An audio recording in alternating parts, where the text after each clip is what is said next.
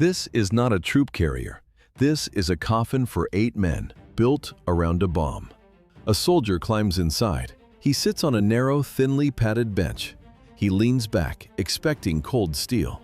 Instead, his spine presses against a large central block, the main fuel tank. 8 infantrymen sit back to back, knees almost touching. The air is thick, heavy with the smell of diesel. Between them, separating them, is 330 liters of fuel, the volume of 6 standard car fuel tanks. That is their backrest. The vehicle's batteries and primary electrical systems are packed right beside it. The only way out is through 2 doors at the rear. But these doors are not just steel. They are hollow, and they are also filled with fuel. Official instruction demanded the fuel be drained from the doors before combat, that the empty space be filled with sand for extra protection. But this was an extra step in the chaos of war. It was almost never done. So the 8 men sit, trapped, surrounded by diesel. Their bodies are the only real armor for the fuel tank at their backs. The fuel-filled doors are the only armor for their escape route. One hit to those doors and the compartment became an incinerator. A direct hit to the rear was a guaranteed kill for everyone inside. Survival meant staying inside. But how do you fight when you cannot breathe the outside air? The answer was built into the armor itself: 9 special firing ports. A soldier shoves the barrel of his AKM rifle through a tight rubber gasket, a perfect NBC seal, designed to protect the crew from nuclear fallout. He presses his face to a tiny periscopic block, trying to find a target in a narrow field of view. Then the shooting begins, and the paradox becomes lethal. The seal that keeps radiation out keeps gunpowder fumes in. The compartment instantly fills with blinding, choking cordite. Soldiers fire wildly. The air turns thick, unbreathable. Hot brass casings from their AK-74s clang against the steel walls.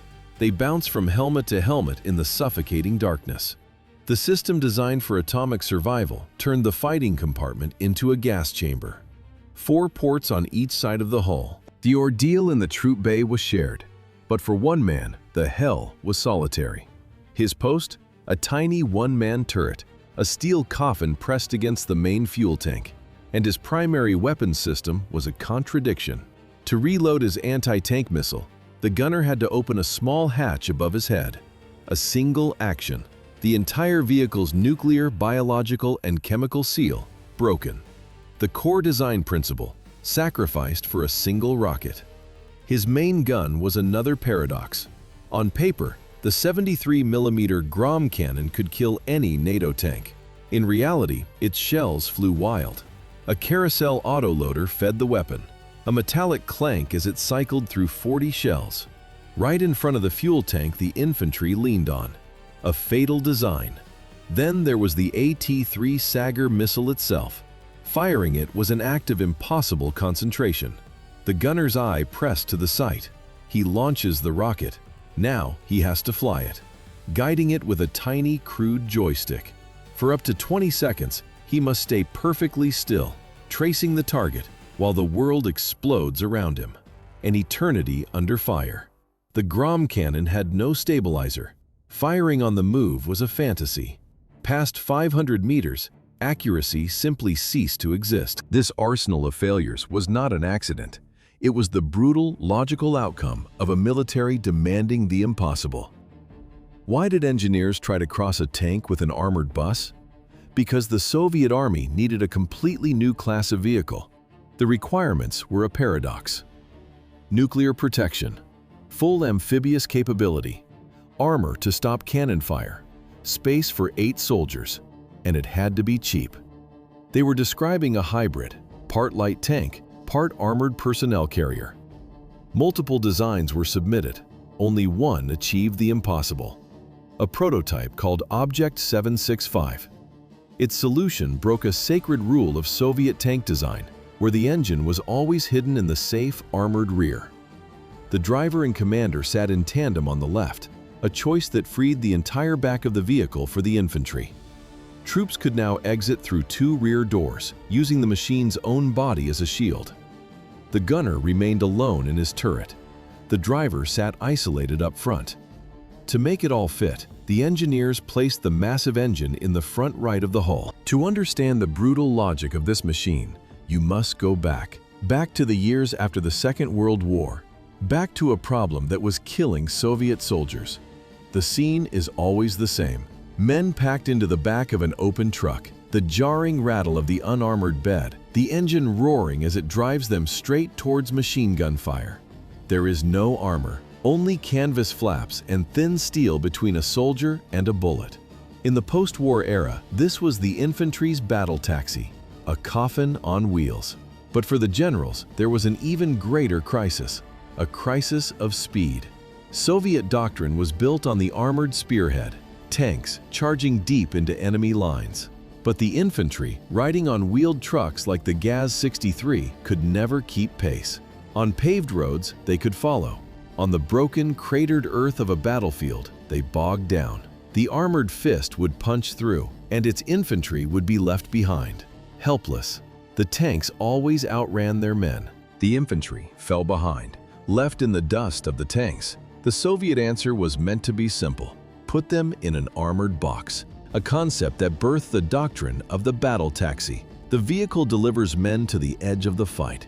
They get out. The vehicle pulls back. But why did this doctrine no longer work? Because in the war they were planning for, leaving the vehicle meant certain death. The first attempt came in 1950, the BTR-152, an armored hull bolted onto a truck chassis. It offered some protection, a thin shield against bullets, but its wheels sank in the same mud that tanks powered through. It was a failure. 7 years later, in 1957, came the BTR-50. This time, it had tracks. Built on the chassis of the PT-76 light tank, it could finally keep pace. But it created a new kind of hell. The vehicle halts. Machine gun fire rakes the air. Soldiers scramble over the high, open sides. They jump into the mud, exposed, completely vulnerable.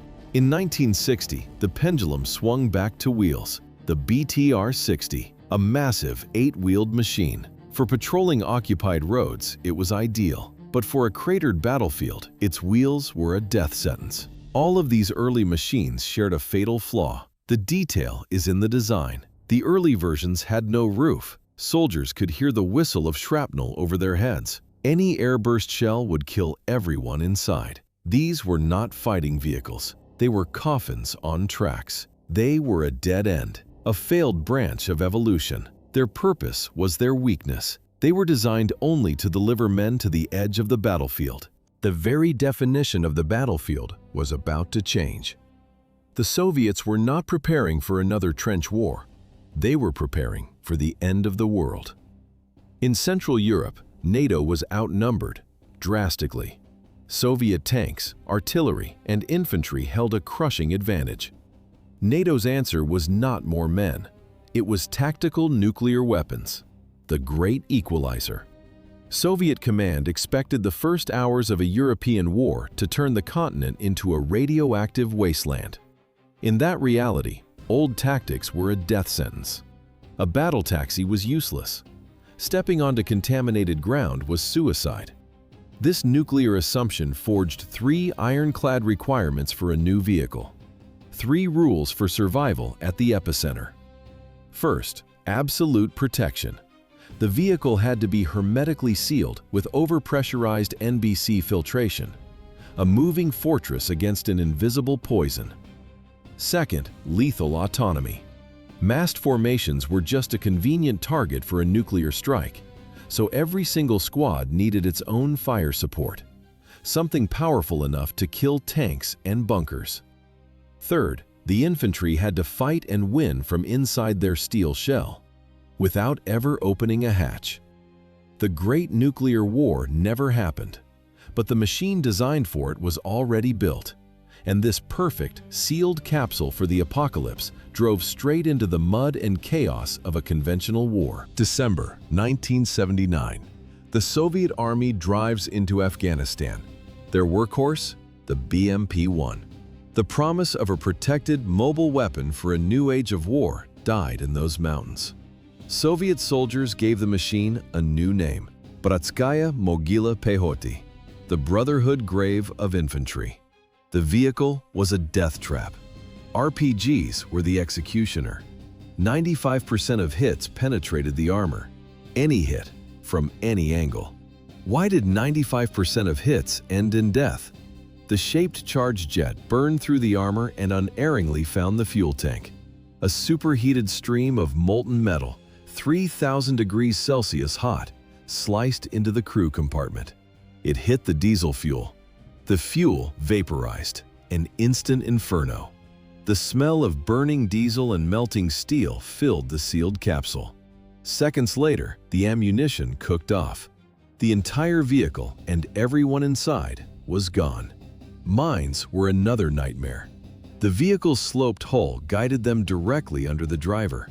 So drivers began improvising. They started laying sandbags under their seats, body armor vests, anything to survive the blast from below. And in the mountains, the main gun was useless. Its elevation limit was just 15 degrees. It couldn't look up.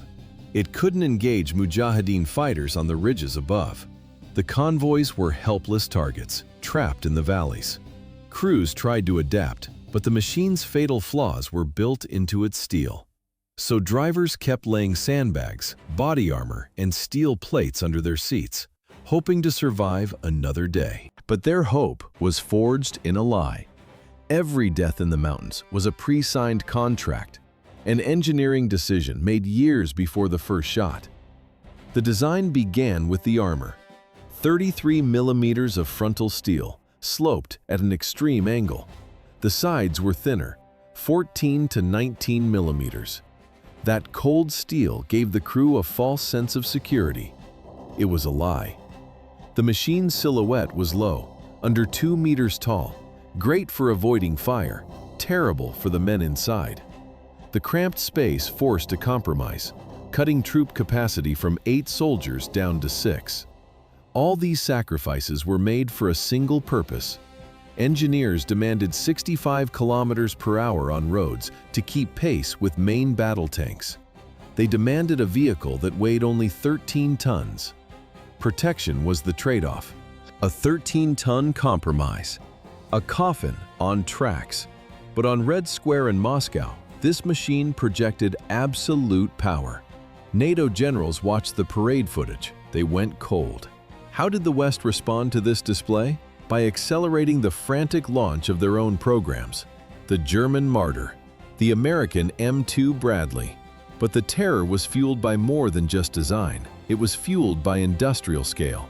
The machine was exported to 50 countries, arming the Warsaw Pact, the Middle East, Africa, and Asia. The final production number was staggering, more than every infantry fighting vehicle in all NATO countries combined. 40,000 units. The parade ground myth met its first real war. October 1973. Egypt and Syria against Israel on the sands of the Sinai. Egypt deployed its first 80 BMP-1s.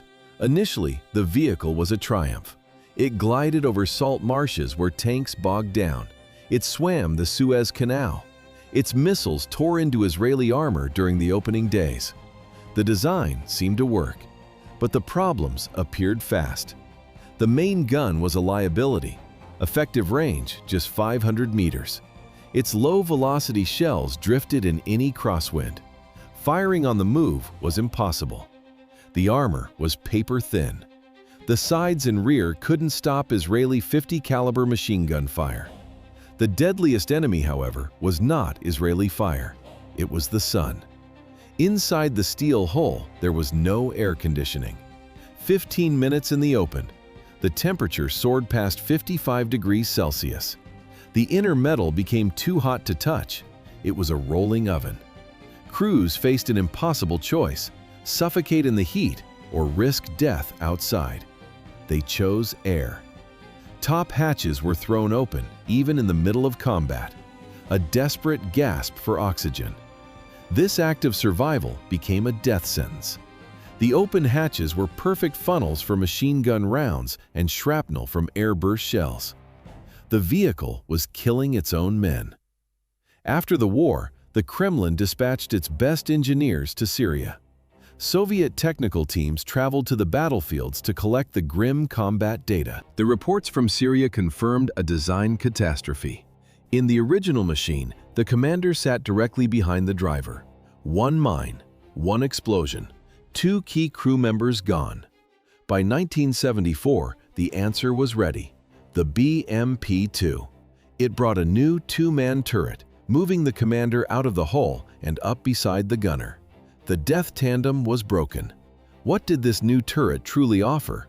A powerful 30mm autocannon, and with it, the ability to raise the barrel 74 degrees, a critical advantage for mountain warfare. The deafening mechanical clang of its shells echoed against the high peaks. The missile system was also upgraded to the AT-5 Konkurs. A new turret, a new cannon, a new chance for the commander. But it was a half measure, an illusion of safety. Because beneath the modern turret, they kept the original, vulnerable hull. The designers had preserved the fatal flaw. So the soldiers started an insurgency against their own machines. Infantry refused to go inside. They climbed onto the hull, perched on cold, ribbed steel, exposed. The icy mountain wind cut their faces, a constant reminder of the ambush waiting below. When the standard turret wasn't enough, they improvised. They ripped it off. In its place, they welded the ZSU-23 Shilka, a heavy 4-barreled anti-aircraft gun. Forced into a ground war, this became the unwritten doctrine: riding on top. The choice was grim but simple. Risk a sniper's bullet on the outside, or be cooked alive on the inside. The tactic became standard in every conflict that followed, an act of self-preservation that completely erased the purpose of an infantry fighting vehicle. It was no longer a fortress, just a taxi. The cost of this engineering failure was measured in fire and steel. Over 1,300 armored vehicles wrecked. The price in human lives was higher: 14,000 military personnel killed. The designers promised salvation. They delivered a trap. For the infantry inside the new BMP-3, the only path to survival was a desperate crawl. A squeeze through 2 narrow tunnels, directly over a red-hot engine compartment, the air filled with the acrid smell of burning diesel and melting metal. Then, a leap, nearly 1 meter down, out into open fire. This was not a design flaw. It was the design itself. A consequence of placing the engine in the rear. A legacy from a failed light tank project. A fatal architecture. The path to safety was engineered as a gauntlet of fire and exposure. But the true horror was the vehicle's own skin. The hull was aluminum alloy. When struck by a shape-charged jet, aluminum does not just fail, it burns. It loses all structural integrity at just 150 degrees Celsius, transforming into a spray of superheated liquid shrapnel. A deadly rain inside the metal box. Fuel tanks were stored in the front. Ammunition was stored with the crew. Survival was a lottery. Molten aluminum poured into the troop compartment. This inferno was not an accident. It was a sentence. Passed down in the sands of Iraq, 1991, Operation Desert Storm. Iraqi BMP-1s, dug into defensive positions, were being eliminated. Systematically, their crews peered into a blinding sandstorm, seeing nothing. But the Americans saw everything. The BMP's active infrared searchlight was a beacon in the night, a fatal vulnerability glowing brightly in the thermal sights of the M2 Bradley. How did the Iraqi crews even know an enemy was present? The Americans were ghosts in the swirling dust. They learned of the threat only at the moment a 25mm shell tore through their armor. The technological gap was a chasm. A Bradley's thermal sights could acquire targets from over 3,000 meters away, through darkness, through smoke, through sand. The Soviet-made optics on the BMPs were effective to just 900 meters. They were blind hunters facing an invisible executioner. But the American advantage wasn't just vision. A Russian study would later confirm the brutal truth. The Bradley's 25mm armor-piercing round delivered double the penetration of the BMP-2's larger 30mm shell. The Soviet response to technological defeat was not better armor. It was overwhelming force. A new machine, bristling with barrels, the BMP-3. Its turret was a triad of destruction: a 100mm gun launcher, a 30mm autocannon, a coaxial PKT machine gun. 3 weapon systems fused into one brutal package. The main gun fired high-explosive shells and laser-guided missiles. It was arguably the most heavily armed infantry vehicle ever fielded. But this fortress of firepower sat on a fragile foundation. The design was born from Object 685, a light amphibious tank prototype from 1975, a vehicle engineered to be dropped from the sky by parachute. It was never intended to carry this much weight, this much war. Then history intervened. The Soviet Union collapsed. Only 250 of these machines had left the factory. Production limped on under the new Russian Federation, but the final count barely reached 2,000 units. But 2,000 machines were not a shield, not for the war to come. The war in Ukraine, now past its 3rd year, became an industrial grinder for armor. The battlefield consumed metal at a scale not seen for generations. 14,000 armored vehicles erased. A new killer owned the sky: the FPV kamikaze drone. A high-pitched whine descending from the clouds. A flash of impact. The thin roof offered zero protection. Why, 40 years after Afghanistan, are soldiers again riding on top? Because inside, a drone strike is a death sentence. The proof is welded directly onto the hulls: crude metal boxes, improvised cages for infantry. Soldiers flatly refuse to ride inside the troop compartment. They refuse to be trapped. A solution was promised: the Kurganets 25, a 25-ton, next-generation machine designed to meet NATO armor standards. It answered every lesson Russia should have learned from its burning crews. But its complex electronics and advanced transmission could never be mass-produced. The program was abandoned. Serial production never began. The answer was to look backwards, to upgrade existing BMP-2s to the newer BMP-2M standard, a machine from the 1980s fighting a war of the 21st century. After decades of design and billions in development, the core problem of a crew burning alive inside its own vehicle remains unsolved.